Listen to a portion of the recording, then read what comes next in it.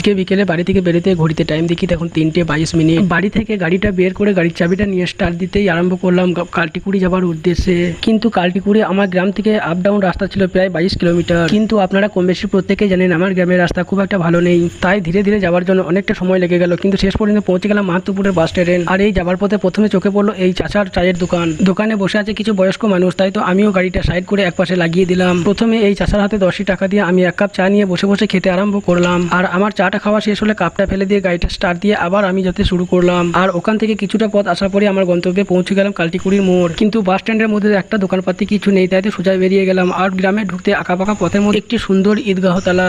আর ওখান থেকে পেরিয়ে এসে দেখতে পেলাম একটি মাচারের মধ্যে কয়েকজন ছেলে এখানে খেলাধুলো করছে। তাদেরকে জিজ্ঞেস করে জানতে পারলাম রাস্তার মধ্যে কাদা আছে, গ্রামের রাস্তা খুব একটা ভালো নেই। তাই তো ওখান থেকে মনটা খারাপ করে ফের ঘুরে গেলাম গ্রামের দিকে। আস্তে আস্তে প্রায় সন্ধ্যা তো হয়ে গেছিল।